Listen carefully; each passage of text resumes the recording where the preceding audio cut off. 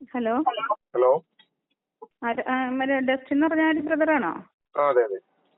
അതാണ് കൃപാസനം അതിനെ പറ്റി പറഞ്ഞത്. ഇതെന്താ നിങ്ങൾ ഈ പറയണേ? നിങ്ങൾ കത്തോലിക്കനാണോ? അതെ, കത്തോലിക്കനാണ്. നിങ്ങൾ എന്തൊക്കെയാ എന്നിട്ട് ഈ പറഞ്ഞു കൂട്ടുന്നത്? ആരായിരുന്നു സംസാരിക്കുന്ന? ഞാൻ പാലായിന്നാണ്. ഞാനൊരു കത്തോലിക്ക വിശ്വാസിയാണ്. ഈശോയിലും പരിശുദ്ധ അമ്മയിലും ഒക്കെ വിശ്വസിക്കുന്നു. പരിശുദ്ധ അമ്മയിൽ വിശ്വസിക്കുന്നു? ആ, അമ്മ പരിശുദ്ധ അമ്മയിലൂടെ അല്ലേ ക്രിസ്തു ഭൂമിയിലേക്ക് ഇറങ്ങിയത്? അമ്മയില്ലെങ്കിൽ ക്രിസ്തു വരില്ല. വരില്ല. അനാദിയിലെ തെരഞ്ഞെടുത്തല്ലേ, എന്നിട്ടല്ലേ മനുഷ്യനായിട്ട് ജനിച്ചത്. ബൈബിളിൽ എവിടെയാണ് പരിശുദ്ധ അമ്മയിൽ വിശ്വസിക്കാൻ? ഈ ബൈബിളിലെ അല്ല. നിങ്ങൾക്ക് കർത്താവായിട്ട് ഈശോ ആയിട്ട് വ്യക്തിപരമായിട്ട് നിങ്ങൾക്ക് അടുപ്പമുണ്ടോ? ബൈബിളിൽ എവിടെയാണ്? ബൈബിളല്ല, ബൈബിൾ വിട്. വ്യക്തിപരമായിട്ട് ഈശോ ഒരു വ്യക്തിയാണ്, ഒരു മനുഷ്യനാണ്, ഒരു പരിപൂർണ ദൈവമാണ്. അത്രയും സത്യം നിങ്ങൾക്ക് അറിയാവോ? വിശുദ്ധ ബൈബിളിൽ എവിടെയാണ് പരിശുദ്ധ? അതല്ല, നിങ്ങൾ തർക്കിക്കാൻ വേണ്ടി തർക്കിക്കല്ലേ. ഞാൻ ചോദിക്കുന്നതിന് കൂടി ഒരു ഉത്തരം അങ്ങോട്ട് പറ. വ്യക്തമായിട്ട് ഞാൻ ചോദിക്കുകയാണ്. ഈശോ എന്ന വ്യക്തിയായിട്ട്, മനുഷ്യനാണ്, പരിപൂർണ ദൈവമാണ്, പരിപൂർണ മനുഷ്യൻ, വ്യക്തിയായിട്ട് നിങ്ങൾക്ക് അടുപ്പമുണ്ടോ? എന്റെ അടുപ്പം ഞാൻ എങ്ങനെയാ മനസ്സിലാക്കേണ്ടത്? നിങ്ങള് പറഞ്ഞു മനസ്സിലാക്കി. ഒരു കാര്യം മാത്രം ഞാൻ നിങ്ങളോട് പറഞ്ഞു. നിങ്ങൾ ഈ പൊട്ടത്തരം വിളിച്ച് കൂവല്ലേ. നിങ്ങളൊരു പുസ്തകാരൻ ഞാനിപ്പോ വീഡിയോ ഇരുന്ന് കേട്ടിട്ട് എന്റെ ഹസ്ബൻഡ് എനിക്ക് അയച്ചതാ. ഒരു കാര്യം മാത്രം മനസ്സിലാക്കിക്കോ. പരിശുദ്ധ അമ്മയെ ഈ കർത്താവാണ് നമുക്ക് മധ്യസ്ഥയായിട്ട് തന്നേക്കണേ. ഈ യഥാർത്ഥ കത്തോലിക്ക വിശ്വാസികൾ മുഴുവനും യഥാർത്ഥത്തിൽ ഒറ്റ കാര്യം, കൃപാസന മാതാവ് എന്ന് പറഞ്ഞ കൃപകള്.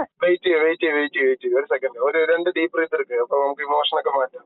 പറയാനുള്ളത് നമുക്ക് തുറന്നു പറയാമല്ലോ. ഓക്കെ. ഈ സഭ ഇപ്പൊ എന്താണ് പ്രഖ്യാപിച്ചിരിക്കുന്നത്? കത്തോലിക്ക സഭ. ഈ സഭ എന്ത് പ്രഖ്യാപിച്ചു എന്നല്ല ഈ ചോദിക്കണം ഞാൻ നിങ്ങളോട്. നിങ്ങളുടെ വ്യക്തിപരമായിട്ട് യേശുവായിട്ടുള്ള അടുപ്പം എങ്ങനെയാ? ഈശോ എന്ന് പറഞ്ഞാൽ മനുഷ്യനും പരിപൂർണ്ണ മനുഷ്യനും സൃഷ്ടാവും സർവാധിപന സർവശക്തനുമായ ദൈവം. എനിക്ക് ഈശോ ആയിട്ടുള്ള ബന്ധം എനിക്ക് ഒരിക്കലും നിങ്ങളെ പറഞ്ഞ് മനസ്സിലാക്കാൻ പറ്റില്ലല്ലോ. ഞാൻ എന്റെ വിശ്വാസം നിങ്ങളോട് വ്യക്തിപരമായിട്ട് പറയാണ്. കാരണം നിങ്ങൾ ഇങ്ങനെ ഇത് ചെയ്യുമ്പോ അത് ഈശോയെ ഒരുപാട് വേദനിപ്പിക്കുന്നുണ്ടെന്ന് മനസ്സിലാക്കിക്കോ. ഈ ഈശോയോടുള്ള ബന്ധത്തില് സഭയുമായിട്ടൊരു ബന്ധമുണ്ടല്ലോ. അപ്പൊ പരിശുദ്ധ കത്തോലിക്ക സഭ എന്താണ് പ്രഖ്യാപിച്ചിരിക്കുന്നത്? അല്ല, അതെന്താണെന്നറിയാം മനസ്സിലാക്കേണ്ടത്. ഇപ്പൊ പരിശുദ്ധ അമ്മ വഴി കൃപാസനം, ഈ മാതാവ് എന്നൊക്കെ പറയുമ്പോ പരിശുദ്ധ അമ്മ അതിന്റെ അടുത്ത് ചെന്ന് പ്രാർത്ഥിക്കുന്നവരെ മുഴുവൻ ശരിയായിട്ട് പരിശുദ്ധ അമ്മയുടെ അടുത്ത് ചെന്ന് മനസ്സിലാക്കിയിട്ടാണ് അമ്മയെന്ന് വിളിക്കുമ്പോൾ ആ അമ്മ ഈശോയുടെ അമ്മയാന്ന് മനസ്സിലാക്കിയിട്ടാണ് വിളിക്കണമെങ്കിൽ ആ അമ്മ 100% ഉറപ്പാണ് മകനിലേക്ക് എത്തിച്ചിരിക്കും. അല്ല സിസ്റ്റർ, സഭ പ്രഖ്യാപിച്ചിരിക്കുന്നത് കൃപ. ഞാൻ ചോദിക്കട്ടെ, നിങ്ങൾക്ക് പരിശുദ്ധ അമ്മയെ അറിയാവോ? പൊന്നു സിസ്റ്റർ കേക്കൂ, സഭ എന്താണ് പ്രഖ്യാപിച്ചിരിക്കുന്നത്? ഞാൻ ഒറ്റ കാര്യം മാത്രം നിങ്ങൾ മനസ്സിലാക്കിക്കോ.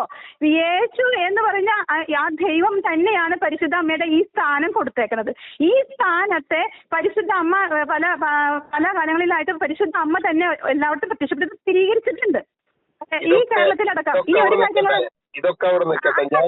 ഞാനൊരു കാര്യം, നിങ്ങൾ പറയുമ്പോ നിങ്ങൾ നാളെ കർത്താവിന്റെ മുമ്പിൽ മരിച്ചു കഴിയുമ്പോ വിധിക്ക് നിൽക്കുമ്പേ ഈ പരിശുദ്ധ അമ്മയെ പറ്റി ഈ പറയണേന് ഞാനൊരു കത്തോലിക്ക വിശ്വാസിയാണ്. ഞാൻ ഈശോയോട് വ്യക്തിപരമായിട്ട് പ്രാർത്ഥിക്കുന്ന ആളാണ്. ഈശോയോട് അങ്ങേറ്റ് ഇഷ്ടമുള്ള ഈശോയ്ക്ക് മരിക്കേണ്ടി വന്നാലും ഞാൻ പ്രാർത്ഥിക്കുന്ന ഒരു വ്യക്തിയാണ്. അപ്പൊ ഞാൻ അത്രയും ഞാൻ മനസ്സിലാക്കുന്നുള്ളൂ. ഇനി ഒരു കാര്യങ്ങളോട് ഞാൻ പറയാം. എന്റെ വീട്ടിൽ ഈശോ വ്യക്തിപരമായിട്ട് ഈശോയുടെ അടുത്ത് ഞാൻ പ്രാർത്ഥിക്കുന്ന വ്യക്തിയാണ്. ഈശോ എനിക്ക് ആ പ്രാർത്ഥനയ്ക്ക്, അതായത് ഈശോയ്ക്ക് എടുത്ത ഒരു മാല ഞാൻ പ്രാർത്ഥിച്ച്, മാല ഞാൻ മുല്ലമാല നിങ്ങൾ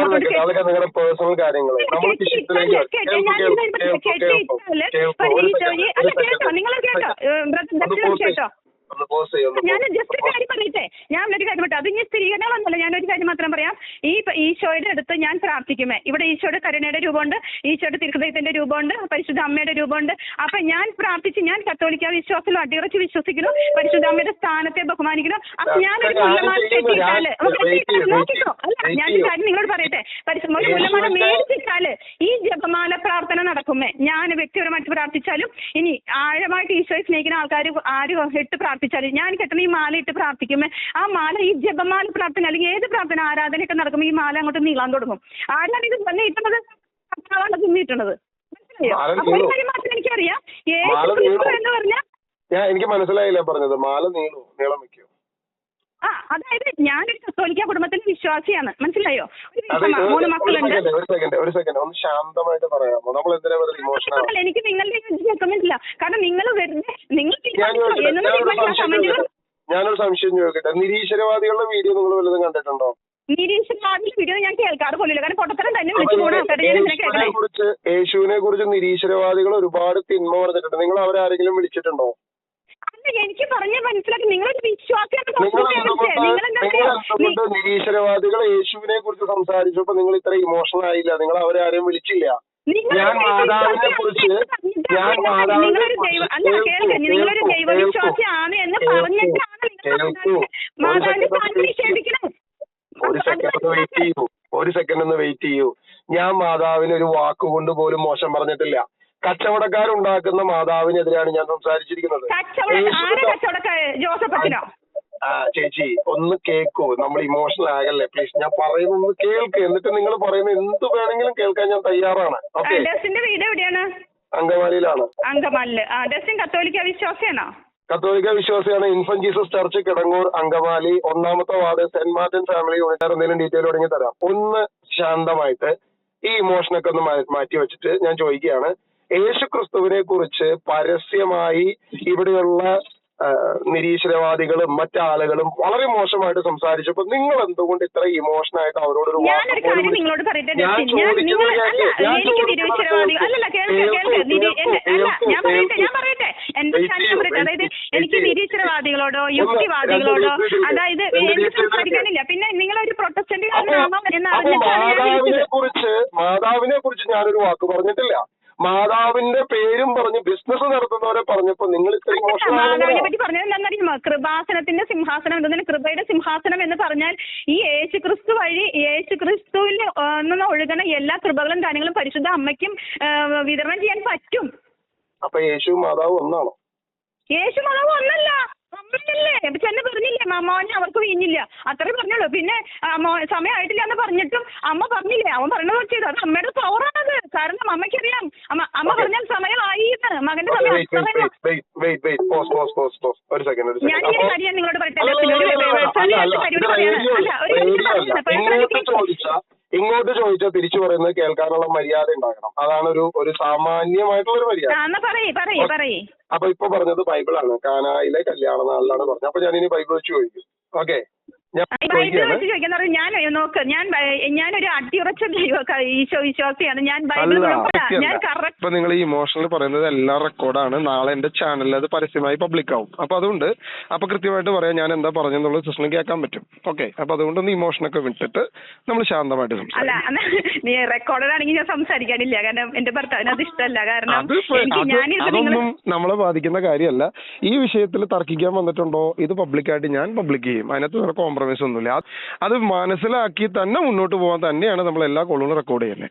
അപ്പൊ ആദ്യം ശാന്തമായിട്ട് കേൾക്കുക, എന്താണ് ഞാൻ പറഞ്ഞു വരുന്നത്. എനിക്ക് സംസാരിക്കാൻ താല്പര്യമില്ല, കാരണം എന്താ ഇതൊക്കെ ഒരു ട്രാപ്പാണ്. ഇത് ഒരു ട്രാപ്പും അല്ലെന്ന്. ഇത്രയും ഇമോഷണൽ വിളിച്ചതല്ലേ, ഇത്രയും ഇമോഷൻ കാണിച്ച് വിളിച്ച ആളോട് ഞാൻ പറയുന്നത് കേൾക്കൂ. കേൾക്കൂ. നിങ്ങളുടെ പേരും കാര്യങ്ങളൊന്നും ഞാൻ വെളിപ്പെടുത്താൻ ആഗ്രഹിക്കുന്നില്ല. പക്ഷെ ഇമോഷൻ കാണിച്ചപ്പോൾ നിങ്ങൾ ആദ്യം ഒരു കാര്യം കേൾക്കുക. ഒന്ന്, ഞാൻ ചോദിച്ചത് ഒരുപാട് നിരീശ്വരവാദികള് യേശുവിനെ മോശമാക്കി പറഞ്ഞപ്പോ നിങ്ങളുടെ ഈ വികാരം അവിടെ പോയി, നിങ്ങളുടെ ഇമോഷൻ അവിടെ പോയി. അപ്പൊ ഞാൻ കച്ചവടക്കാരുടെ മാതാവിനെ പറഞ്ഞപ്പോ മാത്രം ഇമോഷൻ അവിടെ നിന്ന് വന്നേ. കേൾക്കുക, നിങ്ങൾ പറയുന്ന ചോദ്യത്തിന്, അതായത് ഈ നിരീശ്വരവാദികളോടോ യുക്തിവാദികളോടോ ഒന്നും നമുക്ക് തർക്കിക്കേണ്ട കാര്യമില്ല. കാരണം അവര് കർത്താവിനെ പറ്റി ഒന്ന് ABC അറിയില്ലാത്തവരാണ്. ഇപ്പൊ പക്ഷെ നിങ്ങളോട് എനിക്ക് വിളിക്കണമെന്ന് തോന്നാൻ കാരണം ഈ കൃപാസനത്തിന്റെ മാതാവ് അവിടെ പരിശുദ്ധ അമ്മ പ്രത്യക്ഷപ്പെട്ടു എന്നുള്ളത് സത്യമാണ്. ആര് പറയുന്നു? അല്ല, ഈ ജോസഫ് കൊണ്ട് കണ്ടു എന്ന് പറയുന്നത് ഈ ജോസഫച്ചന്റെ കൂടെ അന്നുണ്ടായിരുന്ന ആരെങ്കിലും ഈ സംഭവത്തിന് ദൃക്സാക്ഷികളാണോ? ആരെങ്കിലും കണ്ടിട്ടുണ്ടോ? അന്ന് എപ്പോഴെങ്കിലും ജോസഫച്ചൻ ഈ കാര്യം പുറത്തു പറഞ്ഞിട്ടുണ്ടോ? എപ്പോഴാണ് ജോസഫച്ചൻ ഈ വിഷയം പുറത്തു പറയുന്നത് മാതാവ് പ്രത്യക്ഷപ്പെട്ടു? പിന്നെ എത്ര വർഷം കഴിഞ്ഞിട്ടാണ്? നിങ്ങൾക്ക് ജോസഫച്ചൻ എത്ര വർഷമായിട്ട് അറിയാം? എനിക്ക് ജോസഫച്ചൻ അവിടുത്തെ ഈ ഇത് വരാൻ തുടങ്ങിയല്ലോ. എന്നാ വരാൻ തുടങ്ങിയ? ഏത് കാലത്താണ് ഈ കൃപാസനം ഈ പ്രത്യക്ഷത ഉണ്ടായത്? ഏത് കാലഘട്ടത്തിലായിരുന്നു? 2007 ആ എന്നിട്ട് എപ്പോഴാണ് നിങ്ങൾ കൃപാസനവുമായി ബന്ധപ്പെട്ട് തുടങ്ങിയത്? ഞാനൊരു കാര്യം ഞാൻ ഡസ്റ്റിനോട് കേൾക്കൂ, അത് പറയൂ, ഉത്തരം പറയൂ. എന്നാണ് നിങ്ങൾ കൃപാസനമായിട്ട് ബന്ധപ്പെട്ട് തുടങ്ങിയത്? ഡസ്റ്റിൻ പരിശുദ്ധ അമ്മയ്ക്ക് എന്ത് പ്രാധാന്യം കൊടുക്കുന്നു ഈശോയുടെ ജീവിതത്തില്? യേശു ക്രിസ്തുവിന്റെ അമ്മയായിട്ടുള്ള ഈ ലോകത്ത് ഭൂമിയിലേക്ക് യേശു കടന്നു വരുമ്പോ ഇതാ കർത്താവിന്റെ ദാസി, നിന്റെ ഹിതം പോലെ എന്നിൽ നിറവേറട്ടെ എന്ന് പറഞ്ഞ അത്രയും സ്നേഹത്തോടു കൂടെ ആ യേശു കൊടുത്ത അതേ ബഹുമാനത്തോടു കൂടെ യേശുവിന്റെ അമ്മയെ ഞാൻ ബഹുമാനിക്കുന്നു. യേശുവിന്റെ അമ്മ മാതാവ് സ്വർഗത്തിലുണ്ട് എന്ന് ഞാൻ വിശ്വസിക്കുന്നു. ഉടലോടെ സ്വർഗത്തിലുണ്ട്. ഒട്ടലോടെയാണ് എന്താണെന്നുള്ളതല്ല, യേശുവിന്റെ അമ്മ മാതാവ് സ്വർഗത്തിലുണ്ട് എന്ന് ഞാൻ വിശ്വസിക്കുന്നു. ഉടലോടെ ഉണ്ട്.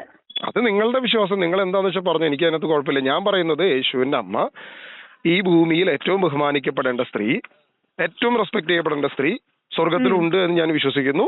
അതാണ് എന്റെ വിശ്വാസം. പക്ഷേ ഈ കച്ചവടക്കാരുണ്ടാക്കിയ യാതൊരുവിധ മാതാവിനെയും ഞാൻ വിശ്വസിക്കുന്നില്ല. അത് യേശുവിന്റെ അമ്മ മാതാവല്ല, അത് യേശുവിന്റെ അമ്മയെ കളിയാക്കുന്നതാണ്.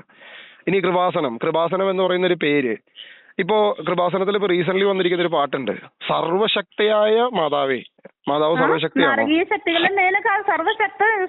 ശക്തികളുടെ മേലെ എന്ത് അധികാരമുള്ള മാതാവിന്? നാരകീയ ശക്തികളുടെ മേലെ എന്ത് അധികാരമുള്ള മാതാവിന്?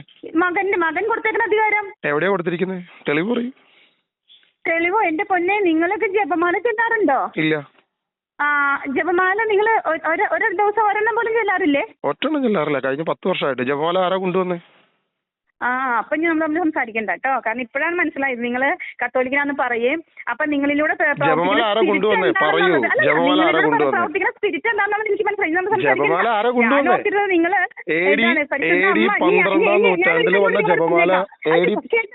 കേട്ടോ പരിശുദ്ധ അമ്മ പ്രത്യക്ഷപ്പെട്ട് വിശുദ്ധ ഡൊമിനിക്കിന് കൊടുത്ത പ്രാർത്ഥനയാണ് ജപമാല.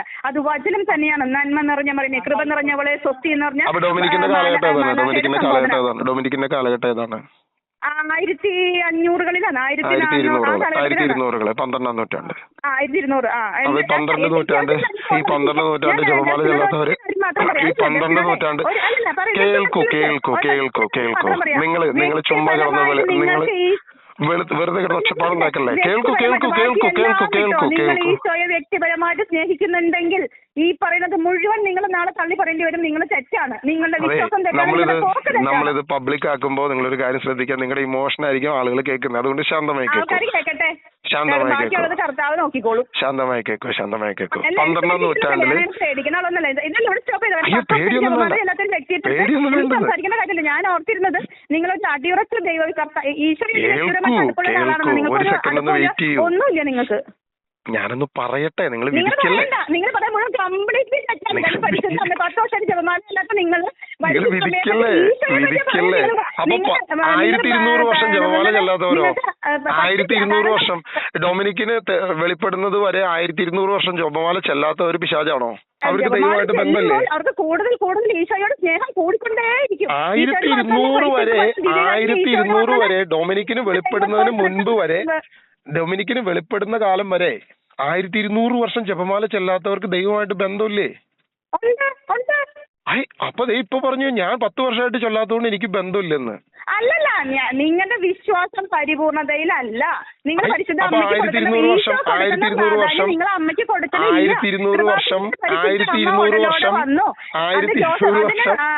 ഈ ജോസഫത്തിന്റെ മുഴുവൻ ഇത് വായിച്ചു നോക്ക്. നിങ്ങൾ അമ്മ എന്താണ് പറഞ്ഞത്, അല്ലെങ്കിൽ പബ്ലിക് ചെയ്യുമ്പോൾ ആളുകൾ ഇത് ഈ ഒച്ചപ്പാടുണ്ടാക്കുന്ന സ്ത്രീന്ന് ചോദിക്കും. കമന്റ് അങ്ങനെ ചോദിക്കട്ടെ. കൃപാസനമാതാവ് സത്യനാഥ് പറയാൻ എന്റെ സഹോദരി അങ്ങനെ കളിയാക്കപ്പെടരുതെന്ന് എനിക്ക് ആഗ്രഹമുണ്ട്. പ്ലീസ് കേൾക്കൂ. 1200 വർഷം ആരും ജപമാല ചെല്ലിയില്ല. അപ്പൊ അവർക്കൊന്നും ദൈവമായിട്ട് ബന്ധമില്ലേ? പരിശുദ്ധ അമ്മയുടെ ട്രെയിനാണോ? പ്ലീസ് ഒന്ന് വെയിറ്റ് ചെയ്യ്. Please cake. എനിക്ക് ഒന്നുമില്ല, ഞാൻ വെക്കാണ്. ഞാൻ 10 വർഷം മലയില്ലാത്ത ഡെസ്റ്റിനോട് എനിക്ക് സംസാരിക്കണം. അപ്പൊ ഞാൻ 10 വർഷം ചെല്ലിയില്ല, 1200 വർഷം ആരും ചെല്ലിയില്ലെന്ന്. അപ്പൊ അവരാരും ദൈവത്തിലല്ലേ? അതൊക്കെ അല്ലല്ല, എനിക്ക് കൂടുതൽ സംസാരിക്കല്ല. എന്നാ ശരി, ഓക്കെ ആട്ടെ ജസ്റ്റിൻ. ഓക്കെ എന്നാ. അപ്പൊ ഇത് പബ്ലിക് ചെയ്യുമ്പോ കേൾക്കണേ. കേൾക്കാൻ പോവാ. ശരി.